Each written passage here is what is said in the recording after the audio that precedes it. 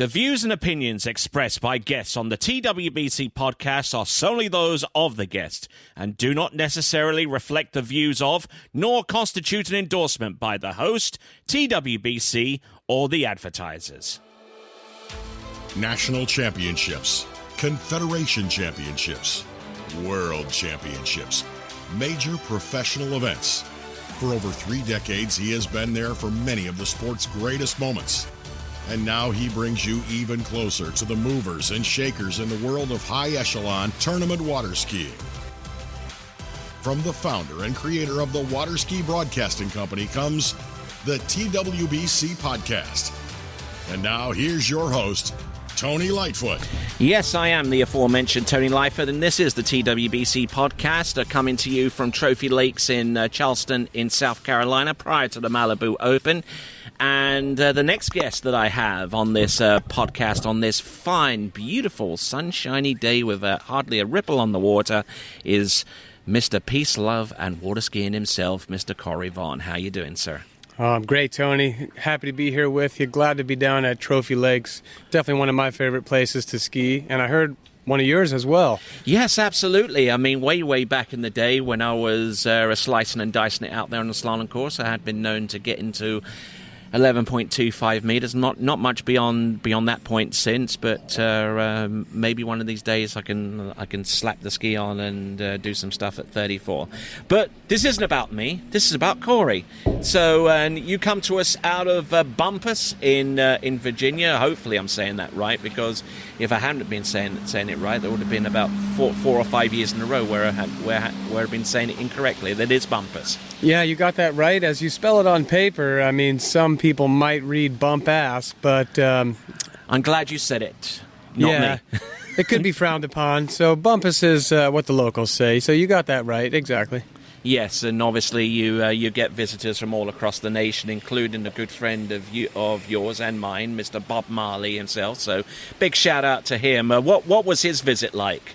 Oh, it's always great having Bob down. He's great at rounding up a crew. He usually brings his 2 sons along with him, and they're kind of the driving force. Those guys are all ski hungry, so we love having them. And the first time he ever came down, I think it was like November 18th through 20th, which usually ski school is closed. And I was like, Bob, it's too late in the season for you and your boys to be coming down here. It's going to be freezing. He was like, no, man, it's all right. We're from Maine. We're going to be fine.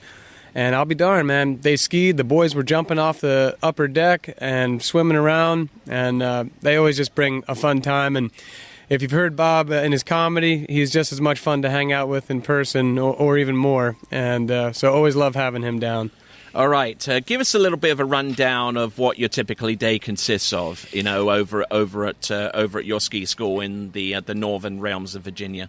Yeah, well, it's been changing a little bit for me this year. I mean, historically, the ski school's been growing. This is the 11th year, and it's been that long. Yeah, 11 years now. And for the first 10, basically the product was if you came to my ski school, you were getting me in the boat, kind of like if you go to Chet Raley's ski school or Matt Reaney's, like that's the product. But this year, my wife and I were bringing our son Seth into the world, and I knew that the 16-hour days were going to have to change. And 16 hours was about 12 in the boat and 4 hours doing emails and bookings. So I brought on some more help this year, and I've been really thankful. Everyone that's come and helped out, Mike Kuziak, Topher Hummel, Colin Diviak, Mason Guilford, Jason Breyer. These guys have stepped up and taken a lot off of my plate. And I did not expect to be as relaxed, loosening the reins, letting some other people handle a lot of the coaching. I've still been in the boat myself, and I've been loving it. And I've actually had some pretty good dedicated ski time. But, the gist of it is we run from April 1 to November 1. So we got a nice, seasonal business, go when the sun's shining. And we're normally open all daylight hours. And especially in the midsummer, June, July, August, that boat is running from the time the sun comes up until the time the sun goes down. And I'm just thrilled that so many people are accessing the sport and getting more deeply involved. And we've really created a rich community out there at the ski school. And it seems like it just picks up a little bit each year like a tumbleweed. And I hope that just keeps on growing. Okay, obviously you mentioned with the increase in staff, and everything, that's giving you a little bit more time to be relaxed and skiing. How has that manifested itself with your performances on the water? Do you feel like, the kind of weight of the world of being involved with the ski school on a day-to-day basis is kind of like lifted off your shoulder, and then you can go out there and just ski the crud out of 41 off, huh? Yeah, that's a great question, and that's a great point. This is really the first year in my skiing career that I've felt like I've gotten the chance to ski and train like a pro skier and make that a priority. In the past, I watched myself just book people in times where I thought that I would be skiing, but I couldn't really resist selling those slots to earn a living. And this year, I blocked off from noon to 2 every day for training time and coaches' ski time. So there's a dedicated portion of the day each day that I know I have the ability to ski. And so I've been able to do my warm-ups up at the house, come down to the dock. Again, I got to be thankful to my coaches and drivers. They've kind of let me come down to the dock, ski first. So I just stroll down there. I'm all kind of prepped and ready in my mind and my body, and go out and crush buoys. And that's so much better than, you've been around ski schools enough than jumping out of the boat, trying to slam in a warm-up real quick. You still got the last 6 skiers in your mind, and you try to go out there and do your thing. This has really... Not the ideal situation. Not an ideal situation. This has been a game-changing year in that regard for me, and so far it's been some good performances this year. I feel really good about the way I've been skiing, and a lot of that goes back to the training. And we got some big stuff ahead of us, so we're going to find out if it pays off here through the home stretch of the season. You mentioned the scarf. You mentioned Mike Kuziak and a couple of others that I may have recognised.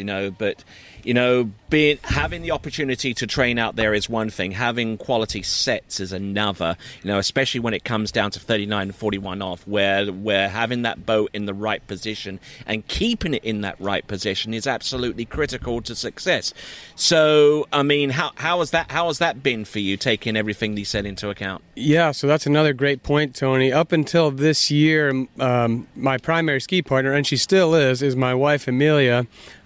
She was my go-to driver, and she started driving for me, I believe, in 2015. Wow. And if you go back and kind of look at my scores, you can actually see, even as she just started to learn short line driving, and she started with short line driving, her first 3 sets through the course with a boat were me, and then Chris Parrish. And so she started right at the top, and my scores went up when I started training with her. She's taken it very seriously. I can't thank her enough for that dedication. And so that's allowed me someone great to ski with all these years. But then this year, having Kuz also available on a daily basis, because my wife, well, 1, we had a baby, so she's with the baby, and 2, she works full-time. So to try to fit in skiing on both of our schedules can be tough. So having somebody in the boat like Mike, who is a fantastic driver, having done it 20-plus years. He worked here at Trophy Lakes like 20 years ago. Oh, yeah. And then when Amelia can come in and drive and Kuz can shift over to the passenger seat, then I have somebody with the know-how and the coaching experience to give me some critical feedback and say, hey, you stood up too quickly on your gate that time. That's why you ran out of speed, or whatever it may be. Things that I know I should be doing, but I'm not aware of in those short moments at 41 off, and so that has been extremely valuable. Give us an overview of what your season has been like this year, because you've skied a number of events, Hilltop and what have you, Swiss Pro, and Lord knows what else, So your skiing is on the rise. Your consistency is there. That's hoped and no small part by your cadre drivers and Amelia through the years.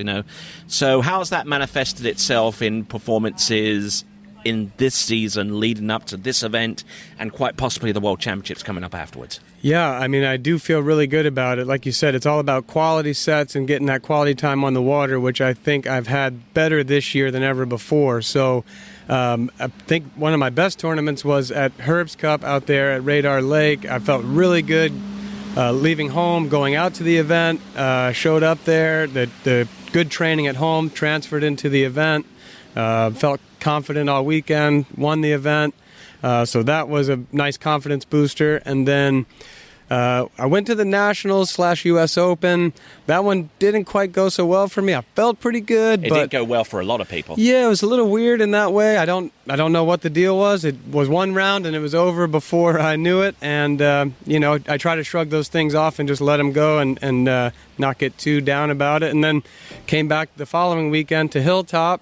And it was cold out there, so had to kind of factor in a little bit of different water temperature and things like that. But overall, skiing went pretty well. Had a couple of nice 39s. Didn't get down to 3-ball at 41, which you kind of have to do these days if you want to be advancing in finals and so forth. And then that was the last big thing until now. I skied a record tournament a couple weeks ago at Little Mountain. Got a couple of 3s, which is all fine and good, but that's different at a record tournament. I'd like to go out here at when the chips are really down on the line, and I'd like to see that second half of 41 get past the 3-ball. Yes, indeed. You're actually one of the very few skiers that has actually gone through 41 off. Is that correct? Yeah, that's right. I've done it 2 times, and it's been a little too long now, so it's overdue. I'd like to bring that back, and hopefully one of these upcoming opportunities this fall will afford me the chance. Because, at 43 off, what is it? 43 off the standard 75-foot line. It's 32 feet of line. The course is 37.5 feet wide. Schlubs like me can't even get round the buoy on a trick ski. And you stand at, what is it, 6'3", 6'4", something like that? I'm like 6'2", within my bare feet. Got a lot of legs. And I feel like that 6'2", you see a lot of great skiers, Andy Mapple, Nate, Freddie, everyone's kind of right around that 6'2" standing. And so it's enough to get there, but it takes a lot of things going right. At least in my case, I'm not doing it every time by any means. So you got to get the gate right, and everything from there has to be pretty much at 100%. Asking you as one of the very few people to have gotten through 41 off in recent times, is 43 off runnable? That's a great question. I feel like the answer will bear itself out in time, and I want to lean towards yes. I mean, we keep seeing the technology change, and we keep seeing milestones achieved that no one thought was going to be humanly possible. I mean, years ago, they would have thought 39 was impossible, then 41 certainly physically impossible, and those things have happened. So, 43, you got to figure that the physics could allow for it. We just have not yet cracked a way, and to me in my practice it has not seemed possible, but I'm not ready to rule it out. What has been the most significant change in slalom skiing in recent years that has seen the proliferation of scores that we're seeing today from yourself and a lot of the other competitors that you compete against? I mean, you mentioned 0 off. It gives a more conducive, more appealing pool, and it can be customized. But is there anything else that you can think of that has led to the scores that we're seeing out there in the water? Yeah, I think you put your finger on the big one. I think with 0 off coming into the game and regulating with such great consistency the speed, it's provided drivers the opportunity to focus just on steering. And then we've had SurePath now as a new implementation of technology in the sport to where the drivers really know where they are all the time. They get a lot of feedback that is, actual real-time feedback. So that is a big help. But then I think that once 0 off came into the picture and provided that steady pull, I think you saw all of the ski companies adapt their strategies in building skis and ski design to meet a new style of skiing, and the combination of those two things, as well as I think I can't speak for it 100%, but a lot of these guys, these athletes are training really hard year-round all the time. I mean, I know people have been doing that for decades, but you see so many guys now getting into mid-41 and running 39 that you didn't see decades ago. And there's a level of dedication out there, despite the fact that we are not making tennis money or pro basketball money or something like that, that is, it's pretty unparalleled. Absolutely. So before I let you go, and I thank you for being a participant in this podcast, we got the Worlds that's just around the corner. Now, a lot of people are speculating what it's going to take to make it through to the finals. I'm going to ask you 2 questions on that one, both at the same time.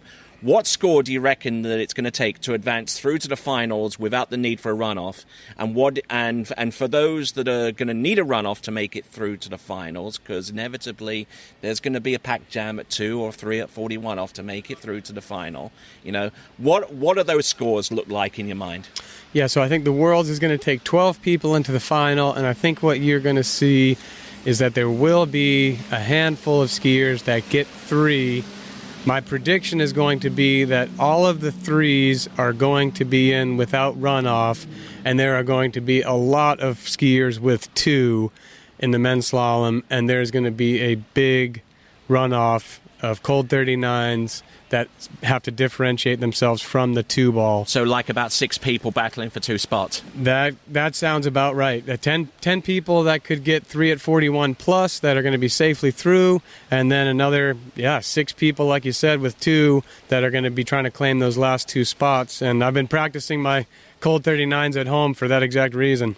All right, then. So we thank you very much for participating in this podcast. Any last shout-outs that you want to give to your fans and folks? Well, one big one, just right back at you and TWBC. It's the biggest thing that's happening in the sport right now. Myself, my family, and everybody at my staff at ski school is able to follow the sport and enjoy it so much more because of the fantastic broadcasting that's going on. So that should just, I want to put that out there as a big thank you to the hard work of you, Vince, and the whole crew.